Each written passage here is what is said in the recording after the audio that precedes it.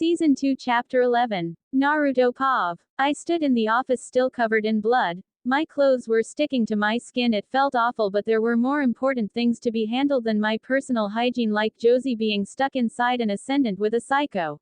I still had no clue what an ascendant is though. How do we get her out? And follow-up question, what exactly is this ascendant? I asked Rick, though I'm sure he was more than worried about his daughter at the moment, but I couldn't help it. I needed to know exactly what we were up against. Both of us couldn't be overcome with emotion. I loved Josie and Lizzie like sisters, but they both made irrational decisions when they were overwhelmed, and this must have been a first for Josie, yet it was quite a way to start her rebellious streak.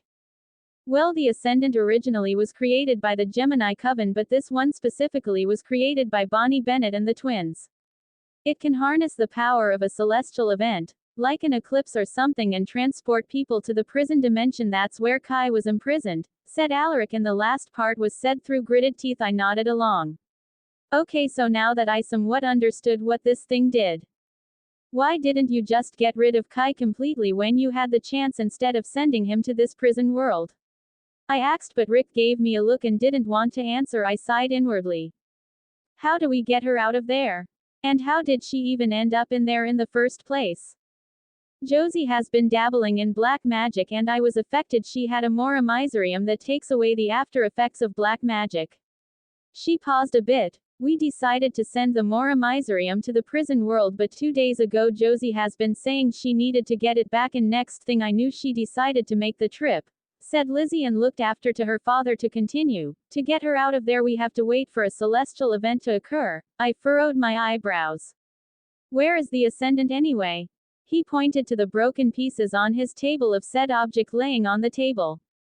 Okay, so it's broken. Can we fix it? I asked to the two others in the room.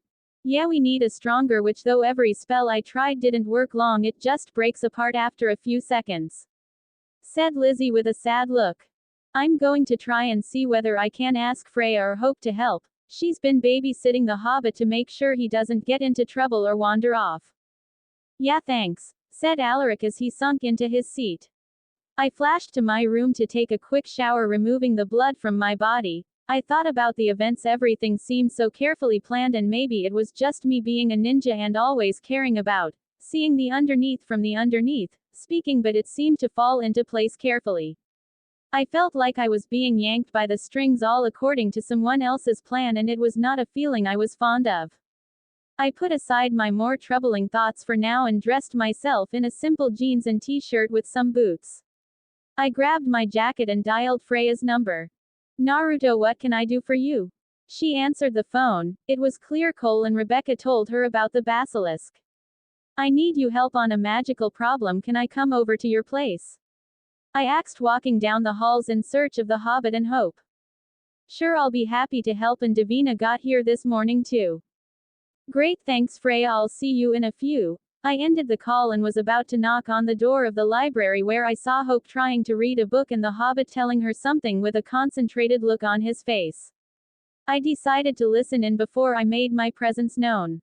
And then all of a sudden you come back and I remember you, and it just brings all these feelings back that I felt for you, Hope, he said in a somewhat desperate tone. I stood away from the door and leaning against it with my back, listening to the Hobbit confess his undying love for my princess. And I know you're going to say you're with Naruto, but Hope, is he really the guy for you? He just kills people and doesn't seem affected by it, and I heard that he killed MG's mom. Come on Hope, is that really what you want? Hobbit had a point. I did kill people, and I would again if it meant keeping the people I care about. Didn't answer for a while before I decided to make my presence known and stop eavesdropping on their conversation. Knock. I stood leaning against the door as the two occupants turned to look at me. I gave Hope a small smile. Hey, so I'm going over to your family home right now. Want to join? I asked her. Sure, give a second, she said, grabbing her jacket before she paused and looked to the Hobbit now watching her. What about Landon? Who's on watch for him? I looked to him and sighed. MG and Caleb were training all day today. Lizzie was with her father and Raphael was dealing with the pack before school officially started, so everyone else was busy. I rolled my eyes inwardly. Sure, the Hobbit can come. Everyone else that I trust to watch him is busy. I said shortly. She nodded, and the chair he was in made an awful screeching sound against the wood on the floor as he stood up. My poor ears. I gave him a small glare before turning away. Hope fell into stride at my side while he walked behind us. I felt his stare burn into my back, probably because I disturbed his heartfelt confession when his girlfriend was stuck in a prison world with a psycho. Okay, granted, maybe he didn't know. Though it still made me angry that he would even do it while he was still with her. He was less of a man in my eyes. I was distracted by my inner monologue when I heard Hope ask me a question. We just exited the school and made our way over to the garage where my black Mustang was parked. What did you need from my aunt? She asked when I popped open the passenger door for her. Oh, I said distractedly and registered the question. I'll explain when we get there. I don't feel like explaining the same thing over again, I said and closed the door. The Hobbit got in the back seat as I walked over to the driver's side and started the car. Backing up from the garage and driving outside the gates inward, still thinking about Josie and whether she was okay in there with Kai Parker. I felt a hand slip into mine. Just turn up left here, it's the last house and trust me you'll know which one, she said, giving me directions to their family home. I nodded and followed the directions. The drive was silent, other than the radio playing some music softly. I looked in the rear view mirror to catch Landon giving longing gazes to Hope, who had been looking out the window and tracing patterns on my hand that was on her thigh. I saw the house Hope was referring to. It was big, smaller than the abattoir but much larger than most of the houses in Mystic Falls. Your family really has a thing for big homes, don't they? I asked softly. Hope gave an amused chuckle. I suppose they've lived for over 1,000 of years and accumulated lots of money, so I guess they like spending it. She paused and I looked to her eyes to see a nostalgic look when she continued, but my dad was the one who renovated the property a couple of years ago when he returned to Mystic Falls. I squeezed her thigh. She always looked sad when she talked about him, no matter how much she tried to hide it. I sighed inwardly. It just solidified that I was making the right decision when I thought of my idea. Well, my father-in-law had an eye for the finer things, clearly, I said with a small smile on my face. Her gaze snapped back to me, and I'm assuming Landon's did too because he nearly broke his neck by the sound it made. Father-in-law? What, no ring? No romantic proposal? She asked, amused, and well, I expected her to get scared at the prospect of marriage since she tried so hard to push me away in the first place. I pulled up in the driveway and opened her door. Well, I would think that me remembering you when you jumped into Malivore was a token granted to me because of my undying love for you. Was me not remembering you in a world who thought you never existed enough? I joked with a mischievous glint in my eye. Landon must have felt very awkward as he trailed after us, but I didn't really care anyway because I heard a scoff from him but ignored it. Only because you're not from this world, she retorted. I waved her off before knocking on the door. Yeah, still though, any lesser man with lesser love would go mad while I triumph. Thank you very much, I said with a smug smile and knocked of the large double doors of the Michelson home. Still though, I don't recall agreeing to take your hand in marriage, she said, looking thoroughly amused by my comment.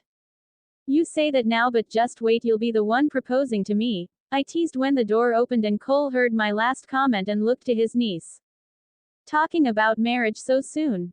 He teased his niece, who now had flushed cheeks. I laughed before turning to the vampire. Cole, lovely to see you've cleaned yourself off from the lovely bloodstains you were wearing. Thank God he did. I nearly thought he massacred a small village, said a woman's voice from behind him.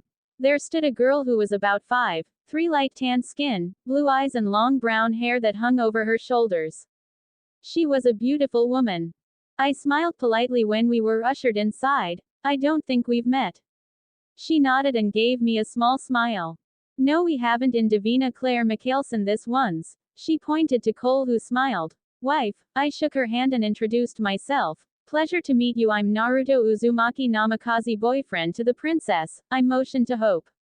And the curly-haired emo boy is Frodo Bag. I was cut off when I felt an elbow to my gut. I looked to Hope, who shot me a glare before hugging her aunt. Hey, what was that for? Cole started laughing while Landon stood awkwardly shuffling his feet. You know why, and stop introducing Landon as Frodo. She turned to her aunt. I've missed you, Davina. Sorry about Naru there. He doesn't like Landon very much. Cole stood next to me and whispered, "What were you going to say his name was?" He asked, highly amused by it. I gave him a grin and replied quietly, "Oh, Frodo Baggins, the Hobbit from the Shire." When I finished, the Cole laughed more before we were heard what Davina asked Hope. "The same Landon Kirby you had a crush on?" The waiter. I rolled my eyes. "Yeah, I'm him," answered the Hobbit full of confidence, probably because Hope mentioned him to her family. "Where is Freya?" I asked Cole, and he pointed to the stairs where the blonde was now descending from. "Naruto, you're here, so what is it that you need my help with?" she asked. I sighed a bit before following the group to the sitting area. Cole poured 2 drinks and handed one to me. It was nearly 7 p.m. now. I hadn't eaten, but I definitely needed a drink after the day I had. "Thanks, Cole," I said with a nod and turned to the blonde original witch. "What do you know about ascendants?" I asked her. Hope was sitting next to me while Landon sat a bit away from her. Cole was standing at his wife's side with a drink in hand while his wife was sitting on a single chair. And Freya was sitting in the sofa opposite me, legs crossed, as she answered my question. "Well, I know that they were originally created by the Gemini Coven, who has dwindled in size over the centuries. Also, they give you access to the prison world," she said simply. I nodded and dipped my drink before fixing my mouth into a thin line. "Do you how to fix a broken ascendant?" She nodded slightly. "Yes, but it takes a lot of concentration and strong magic. It can only be fixed by the person who created it in the first place." She paused before looking at my expression. "But why the interest in it all of a sudden?" I sighed and leaned back in the pillows of the sofa. "Because Josie Saltzman is stuck in one with Malachi Parker, a hybrid of witch and vampire, the same Kai Parker who killed his sister on her wedding day. Josie's biological mother." I breathed out. Landon spat. "What?" While Hope gasped and the rest looked curious but felt pity, probably. "On the bright side, you can't die inside a prison world," said Cole, trying to help, and I nodded because it was a good thing, but Landon clearly didn't agree. "What do you mean bright side?" "Even if she can't die, the guy that killed her real mom," he said, standing to his feet. I ignored Landon and focused on the task at hand. "Rick said that the twins and Bonnie created the Ascendant, so they needed to call Bonnie." "Why would she go in the Ascendant in the first place?" asked Davina curiously. I looked to the witch and replied. "Apparently she needed to get the Mora Miserium that they sent in their back, but Lizzie didn't want to do it. By the time she went to tell her dad, she found the Ascendant broken and Josie in it," I explained. Hope tensed up next to me, and I wasn't the only one who caught it. Freya looked to her niece with an eyebrow raised. "Where did she get one of those?" "I know our family has one," said Cole as he finished off his drink. I shrugged. "I gave it to her," said Hope softly. "Before you lecture me. She was struggling with after effects of black magic, and I might have taken it from our home in New Orleans, to help her," she defended herself. "Hope, that artifact is dangerous if it gets in the wrong hands." She shook her head slightly. "I can't believe that you had taken it without telling me," chided Freya lightly. I watched Hope sink into her seat. "Well, it was kind of my fault she started using black magic in the first place." "What do you mean, Hope?" asked the Hobbit, and I was curious to what his reaction was going to be. "When you first stole the knife, we couldn't track you, so I used a black magic spell and blackmailed Josie in helping me so that we could find you," she said quickly.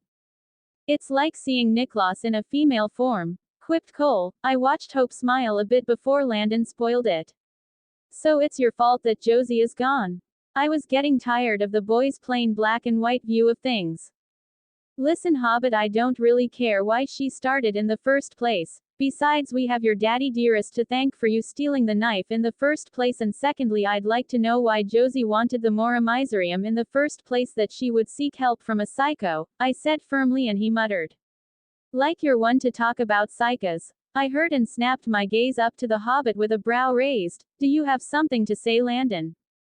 The rest of the Michelsons just watched silently, though I'm sure Cole was waiting for something exciting to happen from the amused glint in his eye. "Yes, I do actually." He standing up to his feet. He was a few feet away from me, but I assume he liked the feeling of looking down at me. Because I was sitting way, I waited for the Hobbit to speak. "Yeah, if Josie means so much to you, why do you seem so calm?" "Hush, she's stuck in a prison world with a psycho and you're so composed and making jokes. Perhaps he had a point. I was calm, but that was because I learned from an early age to control my emotions, because getting worked up and overwhelmed by anger or despair wouldn't help the situation if I wasn't able to think with a clear mind. I was about to answer, but Hope spoke up. Landon, calm down. Josie is like a sister to him, so of course he feel. He cut her off by scoffing and folding his arms across his chest. Feels. I don't think so. Maybe that's how he killed one of his friend's mother without blinking. Your friend and mine hope so. I don't think your boyfriend feels anything, he said angrily. I stared at the boy with an impassive face. You're right, I didn't feel sorry for killing MG's mother, I said simply. The room was quiet and you could hear a pin drop. Landon pointed to me as if I just made his point for him. See? I continued, ignoring his finger pointing at my chest. As I stood to my feet and stared at the curly-haired boy, because if she was left alive she would have killed every student at the Salvatore school, I paused and shrugged. So yes, I didn't feel bad for killing her, and as to why I'm not angry or overwhelmed is simply because she already has a father who is worried sick and won't be much help in this situation, so if I lost it too I wouldn't be able to think clearly. Landon, I said to the boy and flashed behind him. Knocking him out, I watched as he dropped to the floor with a thud and turned to the Michelsons. Now where were we? I asked. Cole chuckled and gave me a thumbs up. Hope didn't say much other than squeeze my hand as I took my seat and turned to Freya. Well, Bonnie and Lizzie would be able to fix the Ascendant, though they might need some more power to get her out since we don't have any specific celestial event scheduled, said Freya. I nodded and checked the time. All right, that's great, just give me a second, I said, holding up a finger and dialing Bonnie's number I had saved. Bonnie, listen, I need your help. She chuckled into the phone.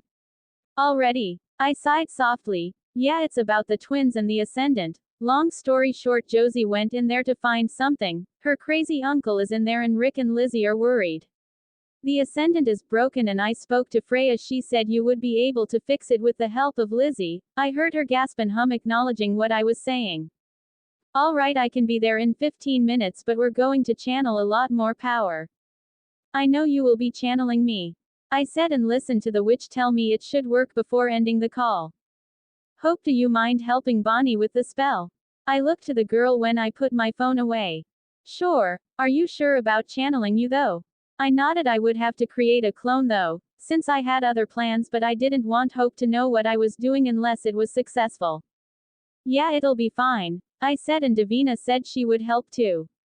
Cole, can I talk to you and Freya in private for a minute? I asked the two originals. Cole knew I wanted to speak to him, so he nodded while Freya looked confused. Hope watched me, narrowing her eyes at me, probably worried about what I was going to talk to them about. I simply kissed her cheek and told her to catch up with Davina.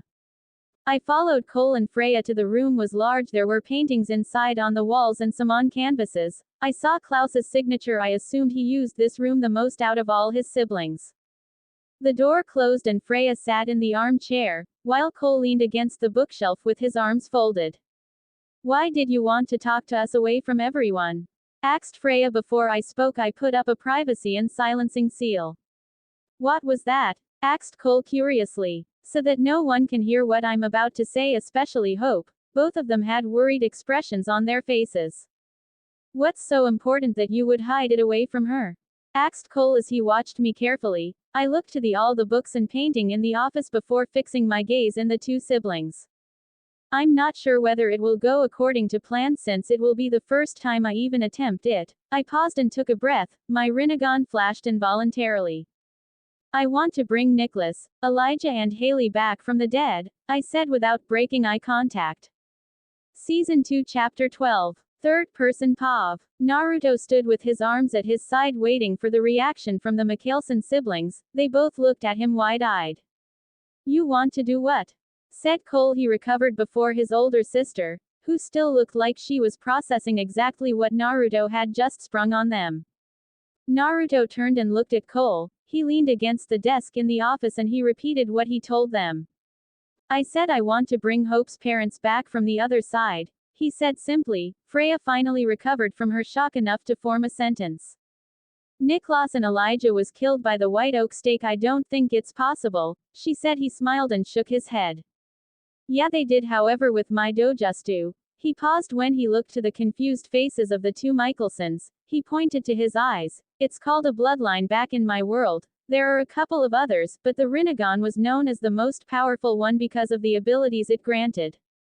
It dwindled over time, however, I was able to activate it by experiencing a traumatic event. He said even though Hope was back, it was still difficult talking about how she jumped into Malivore and disappearing for nearly 3 months.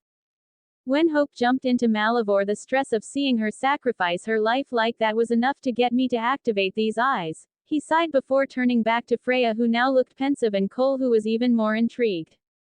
Well, I don't think there would be an issue with being Elijah and Haley back, but if we bring back Klaus, wouldn't the hollow come with it? Asked Freya. She was shocked by the young blonde's idea initially and even more curious whether it would work, but it was worth a try.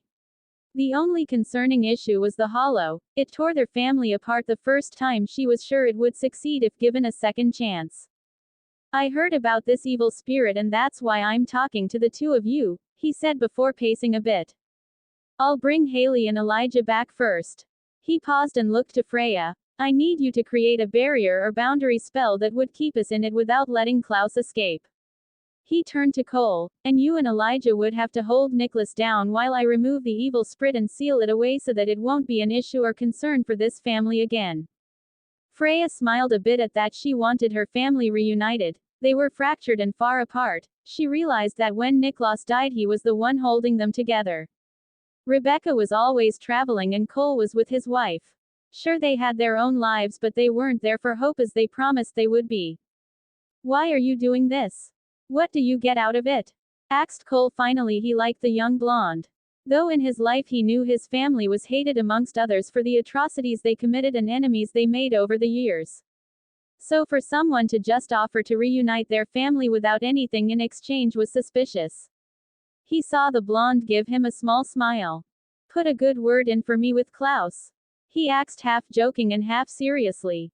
Oh no mate, you need much more than just a good word if you're taking away his princess, joked Cole back. He relaxed when he saw no malice in the boy's eyes and he looked to Freya. He was sure she felt the same.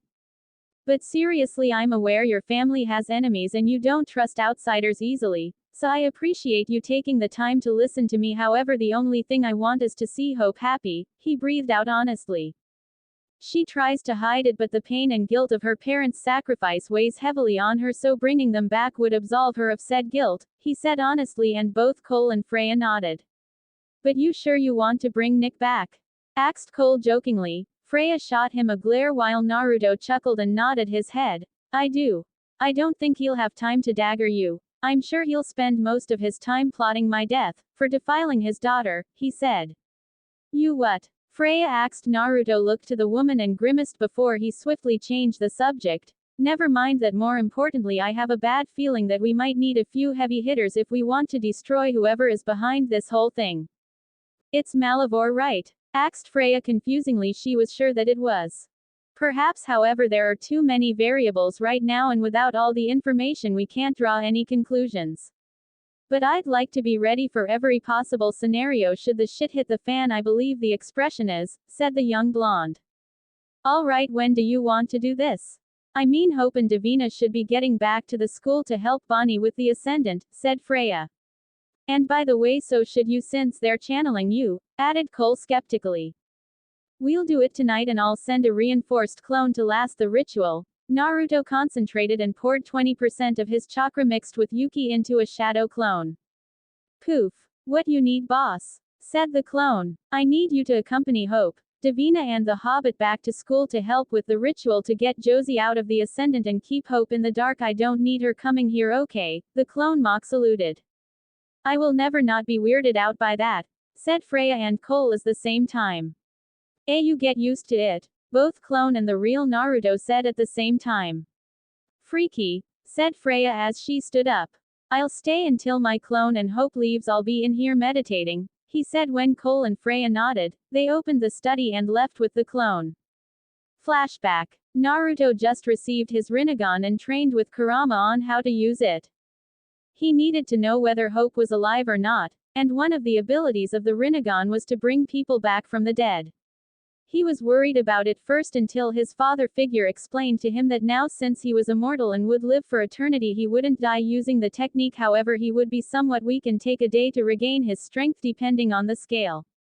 He took a deep breath and activated his magenta Rinnegan. Rinne Tensai, eyes slightly darkened as he summoned the King of Hell. He felt his consciousness being dragged into the other side. Hope, he said, shouted, but there was no reply. He was about to turn back when someone called out to him. He turned to look at a woman who resembled his lover. "You're not Hope," he said, narrowing his eyes at the woman. He stared at the woman and her features. She was about 5'7", slim build with brown hair that flowed over her shoulders. "I'm not Hope, but I'm Haley Marshall," she said, smiling a bit. "You're Hope's mother." She nodded and smiled before her face fell. "Hope didn't come here, so she's not dead, fortunately," she said. He nodded. "I know, I'm glad, but that doesn't mean I'll be able to get her back from wherever that pit leads to," he said, his face grim. He knew the chances of Hope were slim, but he wouldn't give up. The woman smiled at him before she turned away and spoke once more before she disappeared. "Hope's lucky to have you. Please find my daughter and keep her safe," she said, disappearing. Naruto stopped the jutsu and opened his eyes as he watched the King of Hell fade. Always. Flashback over. Naruto came out of his thoughts when he heard the door to the study open and Cole stood in the doorway. "They're gone and Rebecca is here too. We've explained as best as we could what you will be doing," he said. Naruto opened his eyes, his Rinnegan flashing a bit darker than before. His face was set in a firm line. "That's fine. Listen, like I've said, I don't want you all to get your hopes up. I'll try my best, but I'm not giving any guarantees," he said as he walked out of the study and followed Cole to the ballroom, which would provide them with the space necessary to complete the jutsu.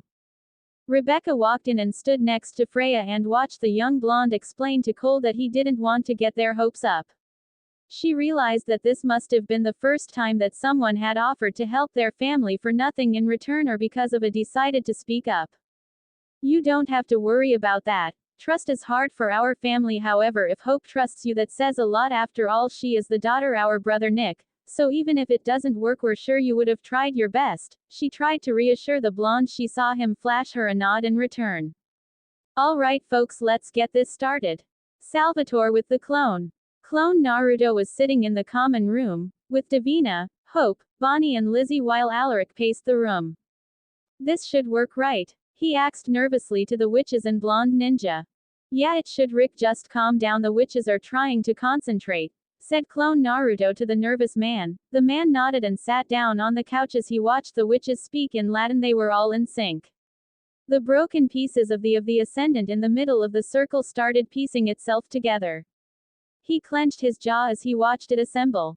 "It's done, now comes the difficult part," said Bonnie to her fellow witches. She was a bit skeptical about the Mikhailson, daughter and wife of Cole Mikhailson, but decided to put aside her worries and concentrate on bringing Caroline's daughter back. She knew firsthand how crazy Kai was and didn't need to girl to be scarred for life. "That was easy. Wow, I really don't want to be you right now, Naruto," said Lizzie. She looked to her blonde brother figure. His face was set in a firm line, probably worried about Josie, and she couldn't blame him because she was too, especially after her father explained why he didn't want to tell them in the first place about this uncle of theirs. She suppressed a shiver of disgust when she thought of how he killed the love of her father's life on their wedding day, nearly killing them too. "Hey, don't worry, you won't need much of my chakra, since it's denser than magic. It'll give you the boost you need to bring Josie back," he said with a small smile. Hope looked at him curiously. Something felt off, but she didn't want to address it until after they've completed their goal. "All right, Naruto, your hands," said Bonnie, and he held his palms out. Bonnie taught Davina the spell and she would be leading with her while Hope and Lizzie would provide support. She started the incantation. Vocamus, olim in potestate est udit quod est revertitor et perdidit eas usque ad relum mundi. Was said, and they repeated it. All their eyes were closed. The candles that were lit in the common room started flickering wildly, the chandeliers rattled. There was a heavy wind that blew the candles out before it was lit again as the incantation got louder and louder. Thud was heard before Alaric went to put the lights on. On the floor laid two people, one being Josie and the other someone else no one recognized except Alaric. Before a word could be uttered, clone Naruto checked Josie's pulse and sighed in relief she was just unconscious. He felt weak, his chakra was about to disappear. He looked to Hope and faded out of existence. What, we killed Naruto? Screeched Lizzie as she looked to the spot where her brother figure disappeared from. No. Hope gritted her teeth and looked to her aunt, who was just as lost as Lizzie. That was a clone, she said. She took her aunt's hand and left the room. Running out of the school, they got into the car. Hope, why are you so angry? Asked Davina as she watched his niece-in-law drive wildly out of the gates. Because he said he would never lie to me, and that clone being there was a lie, so I'm gonna kill him, she said angrily. After I find out why he lied, she said, focusing on Dark Road back to the Mikhailson home. Moments earlier, Naruto summoned the King of Hell and felt his consciousness being dragged out once again. He knew what to expect and immediately went on his search. He found Haley relatively easy. You're back. He smiled at the brunette hybrid. I am, but I don't have much time. Where's Elijah? He asked to the woman. Haley looked at the blonde and motioned him to follow. Other side was basically a carbon copy of New Orleans, and hadn't he visited a week ago, he would have gotten lost. They found Elijah near the square where artists would showcase their works. Elijah, said Haley softly. The man dressed inelegantly in a navy suit and tie. He turned to face Haley with a soft smile on his face. And turned to the strange blonde with a brow raised. And who is this? Haley chuckled. Hope's boyfriend. Naruto smiled and shook the man's hand. Nice to meet you. I am Naruto Uzumaki. I'm here to bring you back to the world of the living. Now everything will be answered once we're done, he said to the original and hybrid. He put his hands on their shoulders and closed his eyes and concentrated on the ballroom of the Mikhailson home. The original vampire looked startled and stood in their home in Mikhailson home. He turned to see his two sisters, and Cole watch him carefully. Elijah, said Rebecca softly before she ran and hugged her older brother. You guys, I still need to get Niklas, so where is he? Asked Naruto as he watched the Michelsons pause their reunion. He's in the abattoir, Hope's room. He never hollow tries to take over, but he's fighting it as much as he can, said Elijah, surprising the others. Naruto nodded. Before he closed his eyes, he told Cole to explain to Elijah. When I return with Klaus, Cole and Elijah, I need you to hold him down as I pull the spirit out of him. Once it's done, I want everyone else out, and Freya, you will put up your strongest barrier. No one, and I mean no one, gets in, okay? He said sternly. The original witch nodded while Cole explained to Elijah what happened. He took a deep breath, closed his eyes and muttered, Geto, Rinne Tensai no Jutsu. He opened his eyes and he was standing in the middle of the abattoir in New Orleans. He looked to the stairs and ran up. He saw the door to Hope's room partly open. On the bed sat Niklas Mikhailson. He looked worse for wear. It was clear he was fighting the hollow against taking control of his mind. Klaus's gaze snapped up to the intruder. He saw the blonde stand at the door. Who are you? He said in a gravelly tone. He hadn't used his voice much since he died, thinking the hollow would die with him. His mind was a mess. The only thing keeping him sane was his daughter. He hadn't seen her in so long. All he had was pictures, and now there was an intruder in his daughter's room. Before he could ask once more, Naruto grabbed his shoulder and closed his eyes, flashing back to the ballroom on New Orleans. Cole, Elijah now, said Naruto as he dispelled the King of Hell. What is the meaning of this, brother? Shouted Niklas angrily as he fought against the hold. Elijah and Cole had him in. I'm sorry, Klaus, but this is going to hurt. Naruto put his palm to Klaus's forehead and concentrated. He found the hollow trying to control his begun to purge the spirit and pull it from Klaus. The man screamed in agony. A-A-A-A-A-A-R-R-R-R-R-G-G-G-H-H-H. He screamed, his voice altered a bit from the influence of the hollow as he threatened the blonde who was causing him so much agony. I will kill you. Perhaps it was more of Klaus than he realized. The hollow was out before he could chain it down with his chains. He heard Hope's voice, which distracted him a split second. Dad, Mom, she questioned, looking at her parents. In that split second, the hollow found it a new host inside Naruto. Naruto fell to his knees, holding his head. He spoke loudly and clearly to the occupants who were watching the scene unfold before them. Cole, get Klaus away. Freya, barrier now. He said loudly and listened to the witch speak a different language. Hope looked to her parents and her uncle Elijah, confused. How could they have been here? She didn't know what exactly was happening, but when she heard her boyfriend shout, she realized he was sealing himself up. How? What's going on? She asked her mom as she was being hugged by the woman. He brought us back, but when he was pulling the hollow from your dad, it went into him, said Haley quickly. Then why don't you help him? She asked to the rest. Her father was laying there unconscious, while her uncles gave her a shake of the head. We can't hope, it's up to him now, said Cole softly, without his usual snark. Meanwhile, Naruto held his head, panting heavily. Bringing 3 people back had sapped some of his energy, and now this hollow was trying to be a vindictive bitch on top of it. He laughed at the situation. If this hollow thought it was going to take over mind, she would have another thing coming. He was the former container to the 9-tailed fox. She wouldn't stand a chance, he thought. He created a shadow clone. Once I pull her out, seal her up in a blood seal, he told the clone. The clone nodded and pulled out a sealing scroll. All right, bitch, it's time for you to go back to sleep, he muttered, gritting his teeth. He elongated his claws and pushed it against his chest. His eyes were blazing. His claws pierced his skin as he poured chakra through his fingertips and pulled at the spirit. A blue translucent specter followed as he slammed it into the sealing scroll that was prepared. Now, he muttered to his clone. Baradoshiru Fuan, said his clone as the scroll closed up. His clone dispelled itself. His chest was healing slowly. However, he lost some chakra and needed a day to replenish. Hollow wreaked havoc in his system. There were some traces of it left. He coughed and spat black blood on the wooden floors. God, that's disgusting, he muttered before he looked towards his spectators. There were various faces of disbelief. Freya let down the barrier as soon as she did. Hope ran over to him. Serper. Slap. Hey, what th? Before he felt a weight crash into him, he looked over his shoulder to the other Michelsons, though they were just as lost as he was. Tsunere, he thought with a chuckle and held the girl back. He felt his shoulder getting wet. Hope you okay? He asked softly. The rest of the family gave them space while Elijah carried Niklas upstairs.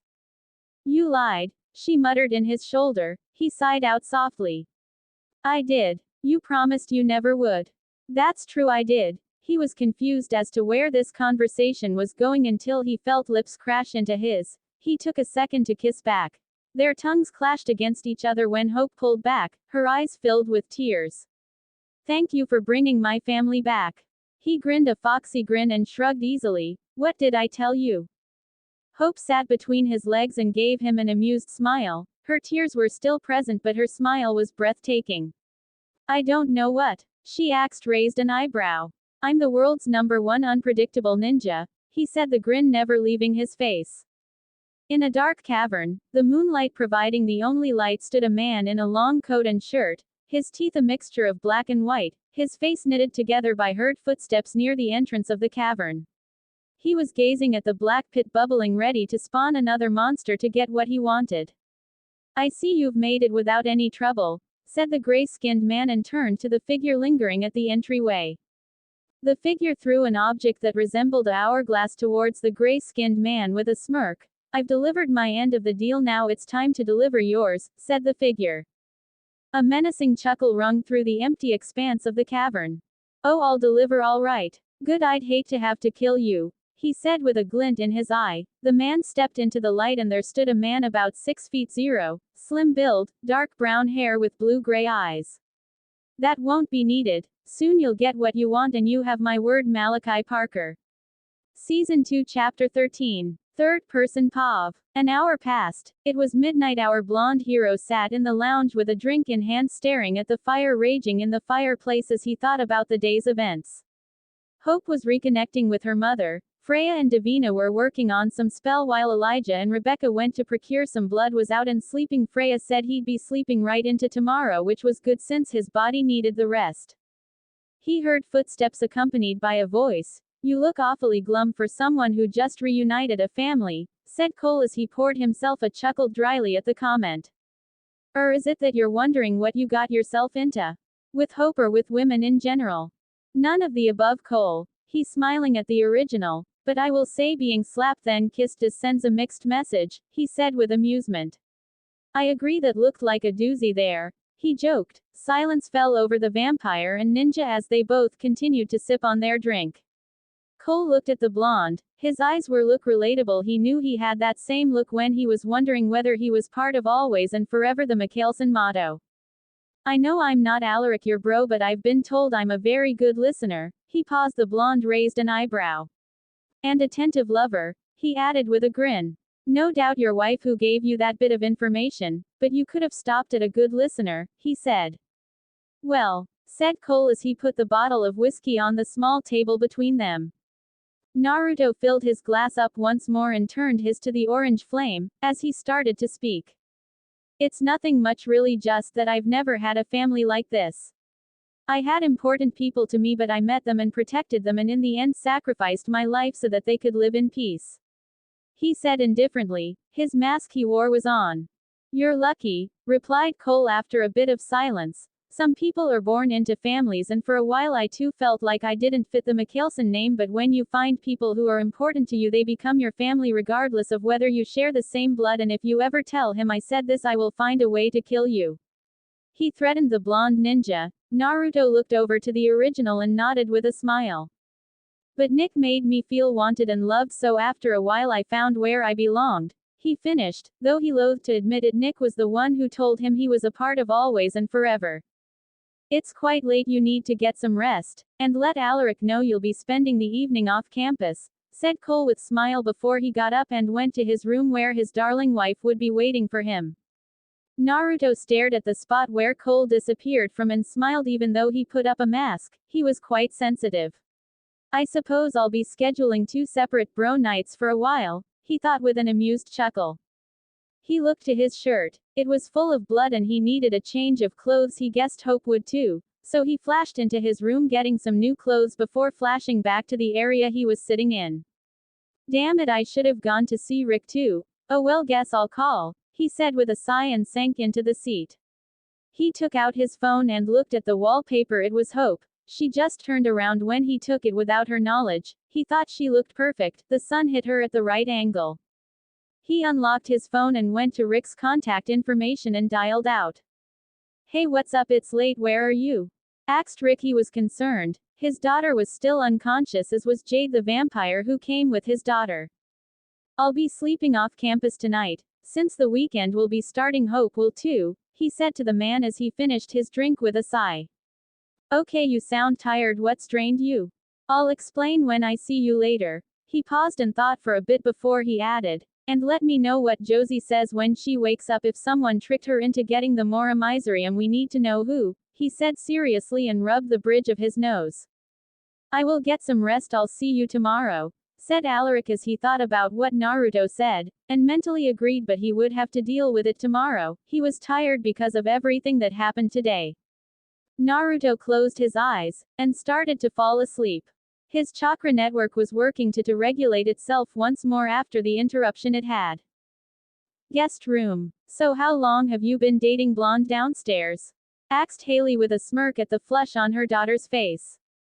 Come on mom, it's past midnight, you need to get rest and so do I. She tried to evade talking about her boyfriend. She loved him dearly, but talking about it to her mom was embarrassing because her mother would ask every question. Oh come on Hope, you know I met him before today, said Haley honestly. She would check in on Hope but would only get glimpses. Though she was referring to when he used that same technique the first time and looked for Hope, but she saw him instead and said Hope didn't come to the other side, meaning she was alive. She didn't exactly know where or what happened, but she was sure by tomorrow they would get an explanation why the whole family was in Mystic Falls instead of New Orleans. Really, when? Asked Hope because Naruto didn't mention it. Given she herself only got back a few days ago, so she didn't think he was keeping it a secret, probably slipped his mind with everything happening. No, you're right, we need rest, so I'm going to go to one of the other guest rooms while you sneak your boyfriend up here, said Haley knowingly. Her guess was confirmed when she was the red blush on Hope's face. Moom, she whined, as she heard her mother laughter echo softly down the hall. She shook her head and went to go see whether she could find her blonde ninja. Words could not describe the joy she felt when she saw her mother and father back from the dead, though her father was still unconscious due to the hollow's influence, but Freya told her he would wake up tomorrow. She sincerely hoped her father would be welcoming towards her blonde boyfriend. She knew he could be very difficult, She walked down the stairs and saw her blonde boyfriend asleep in the chair he was sitting in. He must have really been tired. She shook his shoulder gently. Baby, wake up. She watched him open his eyes, and a lazy smile spread across his face. Hope. What time is it? Just after 1 a.m. Come on, let's get you some rest in a bed. You'll hurt your neck sleeping like this, she said, grabbing his bag at his feet. I'm a ninja princess. I've slept in more uncomfortable spots. He yawned, but a bed sounds good, he chuckled. Tough guy, she said, pulling his hand and leading the room they would have spending the night in. Hope went through her nightly routine in the bathroom. She came out to see Naruto in a loose sweatpants, bare-chested, and some clothes laying out for her, which consisted wear her pajama bottoms and matching top. She smiled at how sweet he was. She wanted to thank him but saw he was already back to sleep, so she put her head on his chest and his automatically went around her waist as they fell asleep. Next morning, Klaus woke up, springing up to his feet as he looked at his surroundings. It's been years since he was back in his home in Mystic Falls. He looked to the bedside table. There laid 2 blood bags. He drank them quickly when he realized he no longer heard the whispers from the hollow, but now his mind was flooded with so many questions. The most important was where his daughter was. He exited the room and heard a giggle that sounded familiar. He walked toward the sound, swung the door open. In all his years of killing people, he never wanted to hurt someone as much as the blonde who was on top of his daughter with his chest bare. His instincts were screaming at him to remove the blonde from his daughter, and he did so rather violently. What do you think you're doing to my daughter? He said, his vampire face flashing as he threw the blonde out the door. And picked him up by the neck and threw him down. He ignored the calls of his daughter and focused on the blonde who was now standing up, cracking his neck. Naruto allowed himself to be thrown like a rag doll by what he could only assume was a father protecting his daughter. However, the second time he threw him down the stairs, which hurt his neck, he put a hand to his neck and cracked eyes stared at the original hybrid who threw him off. Hope. Well, this is a first, he muttered. He stood bare-chested with a pair of gray sweatpants on and bare feet as he watched the hybrid's anger only grow. I asked you a question. What do you think you're doing to my daughter? Klaus sped over and delivered a punch that had Naruto sailing into the glass cabinet in the dining room. The noise woke the entire house and footsteps were heard on the stairs. Naruto lifted himself out of the cabinet. He felt glass embed into his back, and stared into the hybrid's eyes, kissing her. He axed with a groan and grunt when he felt himself step into hybrid, sped over delivering another punch, but this time Naruto turned and kicked the man across the room. He tried to speak. Look, I get. He was cut off when Klaus sped over, punching as he dived and evaded the punches, sending some of his own. Dad, stop. Naruto thought Klaus would listen until he felt a hand thrust violently into his chest. He felt the hybrid's fingers around his beating heart. Of course he knew wasn't going to die if his heart was removed, but it still hurt like a bitch. Arrgh. He felt his mouth fill with blood. You have about 5 seconds to explain what you want with my family before I rip your heart from your chest, threatened Klaus with a sneer firmly on his features. He heard Hope tell Elijah to stop him. Dad, please. He wasn't even fighting back, she said, her eyes filling up with tears. Naruto hated seeing the tears in her eyes. His gaze turned to her. He was struggling to breathe a bit. Don't cry, princess, I'm fine, he said with a smile that was marred with blood as he gave the girl a thumbs up and wink. Klaus saw the action. He squeezed harder till he heard the boy cough blood. Klaus felt a sharp pain to his head and looked toward Hope, who was now muttering a spell. He sank down, removing his hand from the boy's chest. Arrgh, stop, Hope, he said when he felt the pain subside. He saw his daughter at the blonde's side. I'm fine. Cough. Princess, you worry too much. Cough. He tried to sit up. Against the wounds were healing, though the cuts on his back still kept bleeding because of the glass in the skin. Well, nothing says welcome back like a murder, doesn't it, Nick? Quipped Cole from his spot. He was woken up the noise of glass breaking and when he came down to see Nick nearly murdering his new blonde friend. You've taken quite the beating there, mate. Why didn't you fight back? Asked Cole curiously. Naruto chuckled from his position. Hope was concentrating on removing the glass shards from his back. I didn't see any point to fight my girlfriend's father. He felt a slap to the head. Hey. Next time fight back. My father nearly ripped your heart out, she said softly and looked to her dad, who was watching the scene confusingly. Will someone explain what bloody happened? Said Nick, loudly frustrated at the entire guessing game. Long story short, the blonde over there brought you, Elijah and me back from the dead, and you repay him by nearly murdering him. Not a great start, Klaus, said Haley from the side of Elijah. She worried about her daughter, but her daughter looked like she was giving all her attention to the boyfriend at the moment. And what about that bloody hollow? Asked Nick. Sealed away in the dragon's realm, said Naruto from his spot. Dragons. Do not take me for a fool, I'll finish you off, and not even my daughter would stop me, said Niklas angrily. There's a lot that you missed, Dad, said Hope, finishing Naruto back before going over to her father and hugging him tightly. I've missed you, but I'm angry that you nearly killed my boyfriend. Hope, you're way too young for a boyfriend, he said as he hugged his heir. He missed her more than words could express. He kissed her, heard and heard a scoff. His gaze landed on Cole, who was handing the blonde he beat up a glass of whiskey. Dad, I'm 18, I'm not a little girl anymore, she said into his chest. She was overwhelmed with emotion. She was angry, but she missed her father, and he boyfriend was durable. You'll always be my little girl, he said, cupping her cheeks, taking a good look at how beautiful she's gotten. He smiled a real smile. You've grown, my littlest wolf, and I've missed so much, he said, kissing her forehead. I'll make sure I don't miss any more, okay? She shook her head and smiled with tears in her eyes. You can start by apologizing to Naruto, Dad, she said softly. Klaus grimaced at the request but decided to compromise. He could at least attempt to be civil. How about we have a family dinner and he's invited? He asked softly, and the girl hugged him tightly before thanking him. We have to catch up, darling, she nodded. We will. There's a lot that you need to know, Dad, but we can talk after dinner, okay? He sighed and nodded, irritated that he had to wait longer for information, but nodded instead. Okay, I can be patient, he said. Okay, I'm going to take a shower. Naruto is going back to high school to let Alaric know what he did, she said before going up the stairs. He rubbed the bridge of his nose. His daughter was grown. He wondered if she even needed him. He did what he needed to save her, and because of that sacrifice he missed 2 years of changes. You have time, brother, said Elijah from behind him. He smiled a small smile. I know, but everything's different, Elijah. Does she still need me? He asked quietly. Everyone else was doing their own thing. She will always need her father. That's why the young Naruto brought you back and fought the hollow. Are we sure there's no other motive?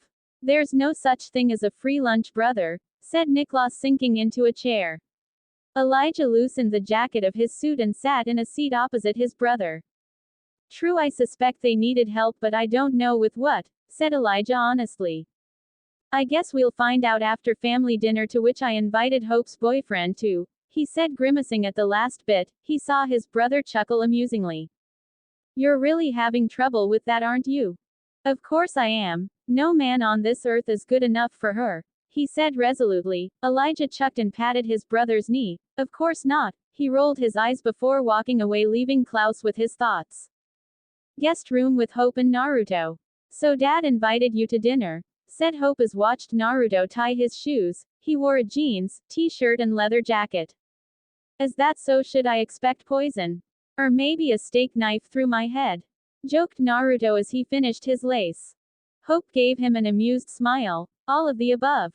She joked back. But you can't be late, it starts at 7 inches, he nodded. Sure, I'll be with Rick most of the day trying to find answers. Hopefully no monsters come and we can have a nice dinner with a side of murder. Hope knew he was joking, but she worried whether he regretted bringing her father back. Do you hate him? She asked softly, picking at her shirt, eyes cast down. Naruto knelt down in front of her and lifted her head with his finger. No, I don't. I'm pretty sure I'd torture our daughter's boyfriend, and then sticking his head on a pike. He grinned before kissing her lips softly. To him, you're his princess and I'm a vile troll or hobbit snatching away his princess. He paused and stared straight into her eyes with a serious expression. But know this, Hope Andrea Michelson, I love every part of you that makes you. You. Others see a violent family prone to murder and violence. To me, I see a father making sure every enemy will not be alive to hurt his daughter. He is not the villain in your story, and I won't see him as such, so relax, princess. I might never be good enough for you, but I'll try my best to be, he said before leaving a lingering kiss on her lips and disappeared in a shunshin. Haley heard the entire thing and appeared at the doorway of her daughter, who was sitting on the bed with a bright smile on her face. "He's the one, isn't he?" she asked her daughter softly, referring to what she told Hope before. Hope's gaze snapped up to meet the hazel green eyes of her hybrid mother. She knew what her mother was referring to. "He's my epic love, Mom," she said before her features fell slightly. "And I'm afraid," she said honestly. Her mother smiled before sitting next to her and wrapped an arm around her daughter. "That's exactly how you know it's love. You're afraid that every bad thing that could go wrong, every bad thing that could happen, but Hope, in the end we can't control fate, but we can fight against it to work in our favor," she said softly and kissed her daughter's head, "like you were a miracle and fought against fate to make it possible." Hope's tears fell as sunk into her mother's grip. "You know, I asked him whether I could be a mistaken miracle. He just grinned and shrugged his shoulders, giving me the simplest answer and said, 'You are always a miracle, never a mistake.'" She chuckled a bit when she thought about the moment though she jumped into Malivore after. It was one of the most romantic things he said to her. "Well, he's right, Hope, and I approve, and I did when I met him the first time," said Haley with a smile. "Now come on, we have mother-daughter bonding to catch up on," she said with a grin and pulled her daughter out of the room. Salvatore School. It around 8 a.m. when our blonde ninja returned to the Salvatore School. The hallways were littered with students making their way to the cafeteria in their casual wear. Almost all the students returned. A few would come later today since classes would start on Monday. Naruto walked to the girls' dormitory to check on the twins. He knocked on the door and it was opened by Lizzie, who gave him a smile and a hug. "Hey, I thought we killed you last night," she said. Naruto rolled his eyes. "Yeah, I had something to do, so I sent a clone in my place. You'll find out a bit later though." He paused as looked to the sleeping form on Josie. "She's still asleep." Lizzie nodded. "Bonnie said she siphoned and used much more magic than her body was accustomed to, so it's resting," she said. They were speaking quietly, enough not to wake the sleeping girl. "Okay, I just wanted to make sure both of you are okay. It's been a busy couple of days," he said with a small smile. "Has the Hobbit tried to see her yet?" he added. Lizzie chuckled.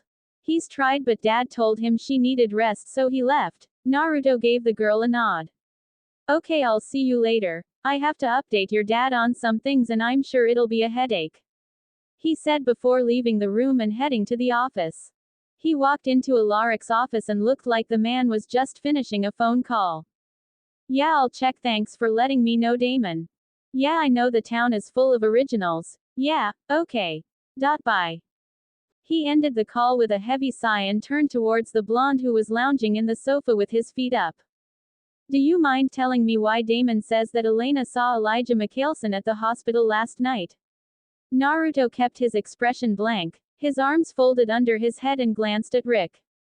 "Because he wanted blood," he joked. He saw the expression on the Mon's face and sighed. "Niklas, Elijah and Haley are back from the dead and they're in Mystic Falls right now," he said, waiting for the reaction of Rick. The man gaped. His eyes widened at the news. "Please tell me you had nothing to do with it," said Alaric when he regained his composure and rubbed his temples as he looked over to his blonde friend. "Now that would be a lie. I brought them back last night." He paused. "Before you go on and tell me about the great evil." "I don't need to hear it, Rick. Hope needs her parents and I wanted her to be happy, so I brought them back," he finished firmly. "Besides, I think we need a few heavy hitters, and when everything is done, I'm sure they will all return to New Orleans," he said, sitting upright and giving the man a small smile. "Since when are you even?" he trailed off. "After Hope jumped into Malivore, it triggered something that gave me a bloodline, and with it comes some abilities, one bringing back the dead if their soul is on the other side." Alaric inhaled a shaky breath and processed everything the blonde told him. He wondered whether he could bring back his fiancée. His gaze snapped up to Naruto and tried to formulate the question. "Can you?" He paused, trying to formulate the question.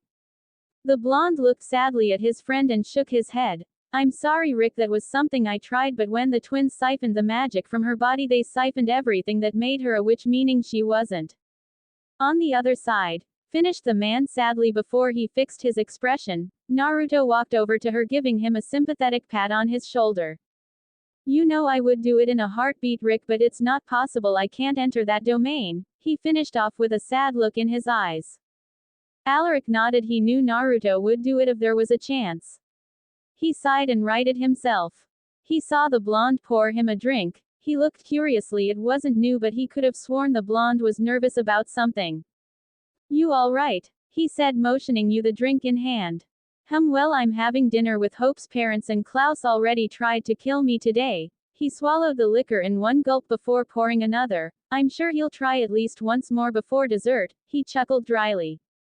Ha, good luck with that, laughed Alaric. The tension in the office had disappeared and he remembered something Josie said when she was drifting in and out of concerned him.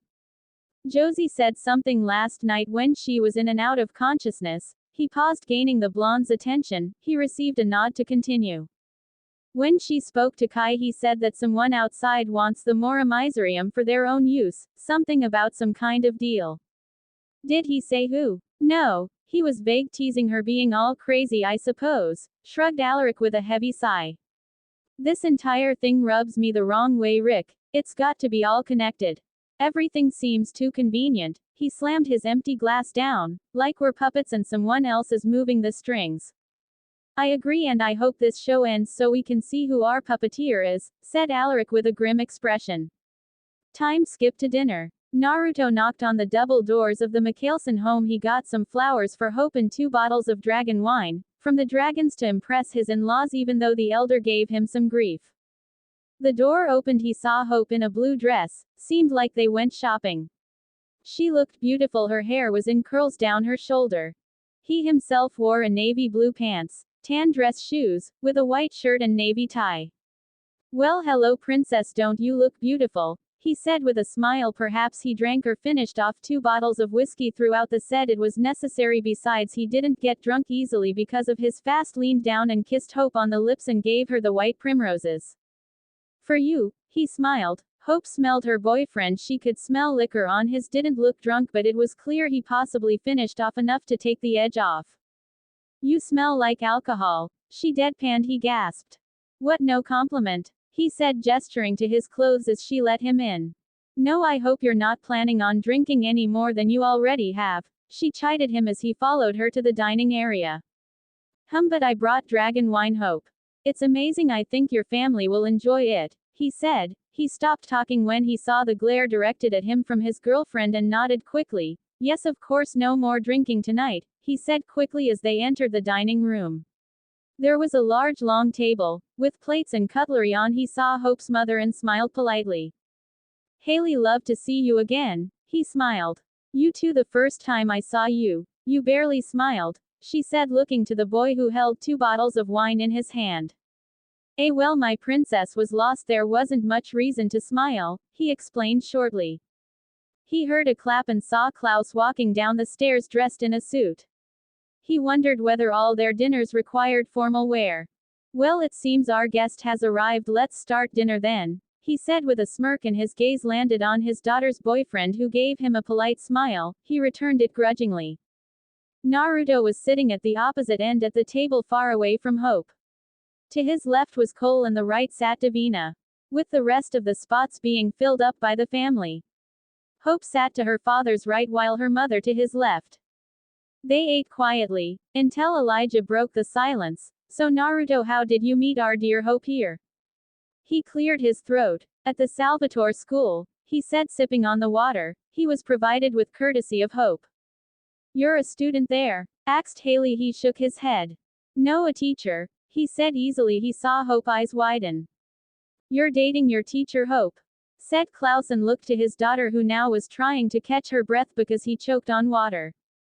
Ooh, kinky, said Cole, grinning. Klaus gave Cole a look that shut him up and turned back to his daughter, who was being helped by Freya. No, Dad, I'm not dating a teacher, she said hoarsely. He just said he was Hope. I might have came back from the dead, but I haven't lost my hearing. Naruto, on the other hand, was dying inside of laughter till he decided to save his princess. Sorry, I'm not a teacher in the traditional sense, I suppose, but I do teach Hope and the other students self-defense, so that they do not only rely on their gifts, he said easily. Hope gave him a glare before he added. Besides, I'm only a year older than Hope. He shrugged before drinking the rest of his water. Cole saw his blonde friend drinking water and whispered, Why water, mate? Naruto chuckled. Hope thinks I've had too much to drink already. He shrugged. Hope was now talking quietly to her dad while everyone else had their own conversations. Well, I think this wine is fantastic. Where did you get it? From the dragons. Klaus heard and narrowed his eyes at Cole and the blonde. Again with the dragons, what on earth happened while I was dead? He asked exasperatedly to his family. Do you want to share the tale or should I? Naruto asked Hope. She shrugged and then explained to her father what has been happening for the past year and few months. So you fought a Hydra? I've thought those were only fairy tales, said Elijah as he listened. Yup, was a bastard to get rid of though, with it regrowing 2 new heads when you cut one off, he said with groan when he remembered how shitty it was when he fought the Hydra. So how did you try and stop this Malivore when it got the last key? Asked Klaus looking to his daughter and the blonde. He was intrigued and it seemed that the young blonde was strong but he didn't know exactly what he was. Hope looked to her boyfriend but saw him looking anywhere but her. She sighed and spoke softly. I thought that I could stop Malivore by sacrificing myself, because it was made by a witch, vampire and wolf. So I jumped into Malivore. Klaus's eyes widened. Why would you sacrifice yourself, Hope? It was reckless and you. He pointed to the blonde over the table, which was clear of food and plates. Where was your devotion to my daughter when she jumped into that pit of nothingness? He asked angrily. The glass in Naruto's hand broke into pieces. His gaze snapped up to meet Klaus's heated gaze. His Rinnegan was blazing. His jaw was clenched. His voice changed. Where was my devotion? You ask, well, let me show you. When he lost Hope, he hated himself for being weak. So when Klaus questioned his devotion and love for Hope, it was enough for him to let his beast rage. Memory Kyoyu no Jutsu. He flipped through signs quickly. Everyone present was dragged into his memories, the ones where he tortured men and women alike for answers about Malivore. Memory 1. If none of you can give me the answers I want, I will kill each of you slowly. There was a glint of madness in his eyes, as he stared at the 3 tied-up men. Where is the pit? I'll never give you what you want. Screamed the man. Naruto looked to the man who spoke and grinned. Wrong answer, he said and created a chakra chain, rammed it into the mont's stomach. The mont's eyes widened as his mouth filled with blood.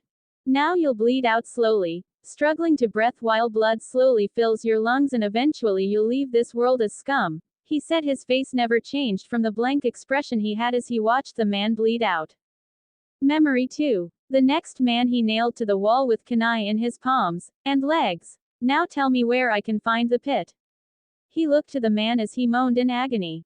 You see, I lost someone very important to me in that pit and the entire world has forgotten her existence but not me. He trailed off, pushing another kunai into the mont's shoulder. No, I'm plagued with memories of her smile, her laugh, her blush. Now the answers you'll give me will decide your fate, he said, playing with the dagger between his fingers. Will you suffer even more or will you be granted a quick death? Your choice. R. Houston. One of the bosses are in Houston, Pasadena, he said, breathing heavily. Naruto raised an eyebrow. Now please kill me. Naruto flicked the kunai and it landed in the man's throat. He watched the life drain from the mont's eyes. Trash, he whispered. Memory 3. I wouldn't move if I were you. This wire is carbon fiber. Do you know what happens when it's wrapped so tightly around, I don't know, a human body? The memory showed Naruto killing Milton's mother and burning the warehouse to the ground and walking away from the flames raging.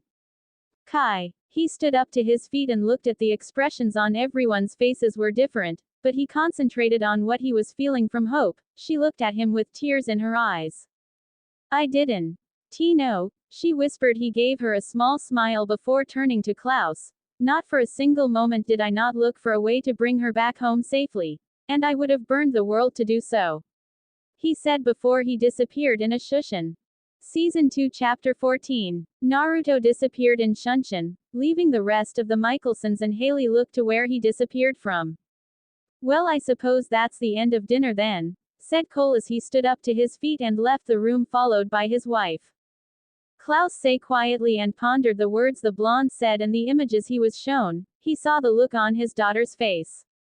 Hope, he said quietly. She shook her head and stood up, wiping away her tears. Not now, Dad, please. I'm extremely happy that you're here, but don't assume things about my relationship ever again. she said, staring into his eyes before she turned and grabbed her phone. She walked out of the dining room and the only ones that were left were Haley and Klaus. You shouldn't have said that, Klaus, said Haley as she looked to the man, who sat and watched where his daughter disappeared from. She is my daughter, Haley. Do not tell me what I can and cannot say, he said sternly, standing up from his seat. She is our daughter and that boy has done everything he could and can to make her happy. Isn't that what you want for her? She said, frowning at the father of her child. Klaus turned and narrowed his eyes. Yes. So happy, but she gave up her life without thinking twice. To save people she loved and to keep them safe.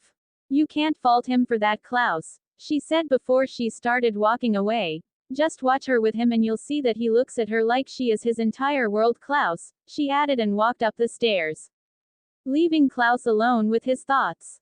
Meanwhile, Hope was outside, trying to dial her boyfriend's number. She held the phone up to her ear when she heard the ringing of a phone nearby.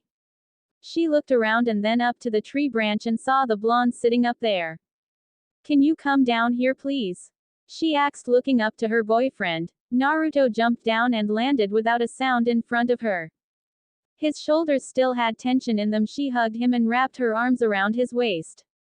I'm sorry, I didn't expect you to feel or even remember me, and I'm just so sorry, baby, she said into his chest, arms wrapped around her and held her. Heard Naruto exhale a breath. Don't be. I lost my calm because I don't like remembering losing you, princess. He paused and cupped her face. The only thing that kept me going was knowing that you hadn't left this world, but it was a difficult time. I did things I'm not proud of, but I would do it 1,000,000 times if it lead me to you, he breathed out. His red-orange eyes never left Hope's blue ones. Does knowing I did those things make you love me any less? He asked with a bit uncertainty. Hope chuckled at the question and at how ridiculous it sounded, especially considering how her family acted when threatened. She shook her head slowly and gave a small smile. No, it doesn't, because I would do the same for you, she answered honestly. He smiled, kissing her forehead. Come on, it's cold out. Get you inside. She nodded and slipped her hand into his and walked toward the door. They neared the door when it opened and Klaus stood on the other side. Hope, do you mind if I have a chat with your boyfriend? He asked as politely as he possibly could. His daughter narrowed her eyes in suspicion and looked back to her boyfriend, who gave her a reassuring smile. Go ahead. I'll have a chat with your dad, he said, kissing her forehead. She nodded and kissed her dad's cheek and warned. Be nice, she said before leaving the two men alone. Let's talk in the study. I was told you put some kind of seals in there, asked Klaus as he led the blonde to the study. Oh yeah, it's one of my techniques. I spoke to Cole and Freya. I didn't want Hope to know in case I failed and bring you and the others back, he said with a shrug.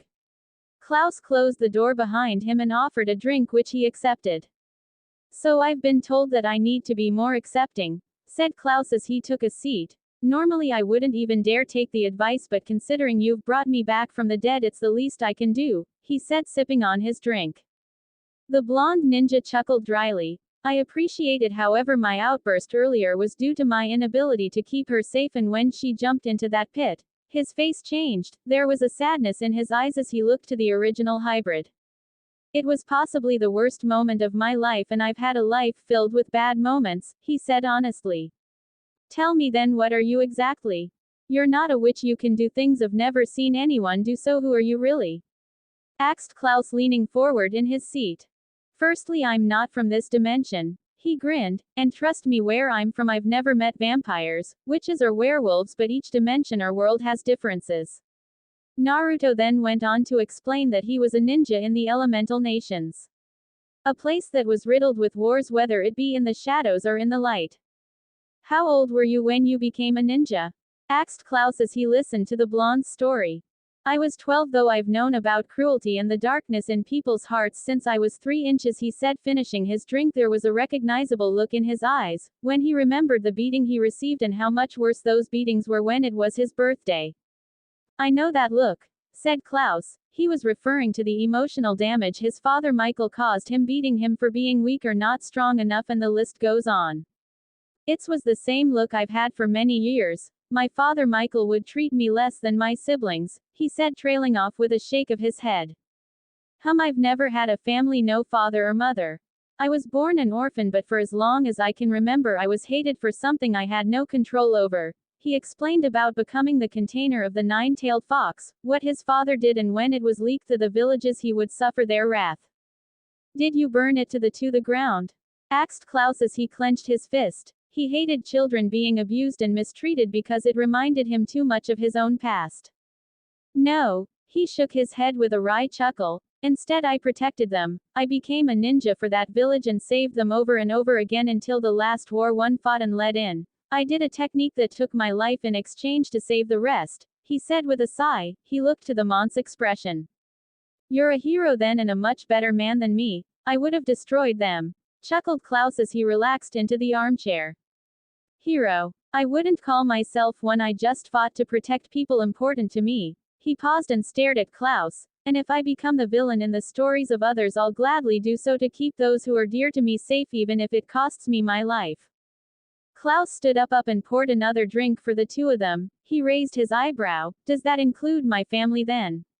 He asked curiously. Naruto gave the man a grin. You're important to the princess, and I really wouldn't like you to die after all I went through to bring you back to life, joked the blonde lightly. Klaus laughed at the comment and held his glass up toward the blonde. I might just like you yet, even though I still think my daughter could do better, he said with the signature Mikhailson smirk. You and me both, but at least I'm not the Hobbit, he said with a chuckle and an eye roll. I somehow feel like there's a story there, but it's late. I'll let you get some rest. Naruto nodded in thanks. In Hope's room, he said with a smirk. He dodged a glass being thrown at him.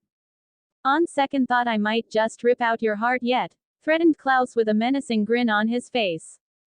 Sure, I'll take the couch, no biggie, he said before leaving the study.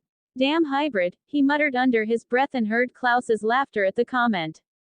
He left the study and ran up the stairs to see Hope and say goodnight.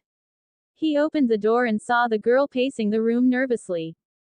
Did something happen? He asked. Hope stopped pacing and hugged him. You're still alive, that's good. He scoffed amusingly.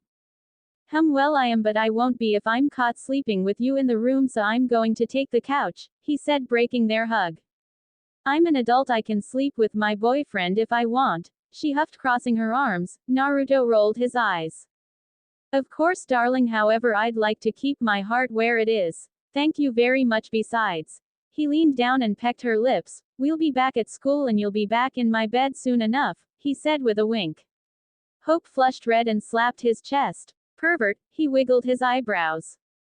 You know it. He gave her one last kiss. Now get to sleep, we'll be sparring in the morning, he said and left the room. Next morning, our blonde hero was in the backyard sparring with one of his clones, in his usual training attire. He heaved a breath and sent a barrage of punches and kicks to his clone, knocking over a tree from the ground, killing the clone in the process. He felt Hope's presence. Are you going to continue watch me or join Princess? He said with his back turned and pushed his hand through his blonde locks. He had a layer of sweat covering his body because of the morning heat and the intense sparring session courtesy of the shadow clone. Well, I was enjoying the view, but I guess. She trailed off with a mock pout. Yeah, and you call me a pervert? You're really becoming a world-class hypocrite, Princess, he said, turning to face the girl. He gestured with his finger.